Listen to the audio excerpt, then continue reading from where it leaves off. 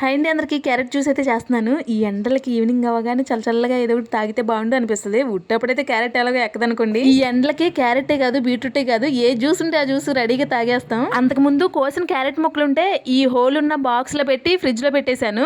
అవి ఇప్పుడు తీసి ఇంకా కొన్ని ముక్కలు కోసి అవి కలిపి జ్యూస్ చేశాను. ఏ జ్యూస్ కైనా సరే పాలు కాకుండా ఇలా డీప్ లో పెట్టుకుని పాలు గడ్డతో పాటు వేసుకుంటే జ్యూస్ అనేది చిక్కగా ఉంటుంది, టేస్ట్ బాగుంటది.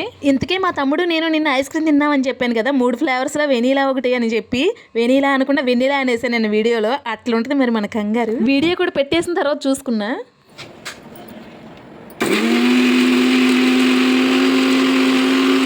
అసలైతే జ్యూస్లో పంచదార వేయను, బెల్లం వేస్తా పంచదార బదులు.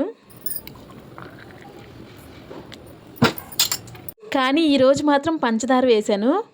ఏ జ్యూస్లో అయినా ఇలా నానబెట్టిన సబ్జాలు వేసుకుంటే టేస్ట్ బాగుంటుంది, చూడడానికి కలర్ఫుల్గా ఉంటుంది, హెల్త్కి కూడా మంచిది. జ్యూస్ చేసిన తర్వాత వడకట్టి ఆ తర్వాత నానబెట్టిన సబ్జాలు వేసాను. ఈ క్యారెట్ జ్యూస్లో సబ్జాలు వేయడం వల్ల కొంచెం కలర్ఫుల్గా ఉంది జ్యూస్, పిల్లలు కూడా ఇష్టంగా తాగారు. కర్బూజా జ్యూస్ అయితే వడకట్ట అవసరం లేదు, కానీ ఈ క్యారెట్ బీట్రూట్ ఉంటుంది చూసారా, కంపల్సరీగా వడకట్టుకునే తాగాలి. వీడియో నచ్చితే కాస్త సబ్స్క్రైబ్ చేసుకోండి.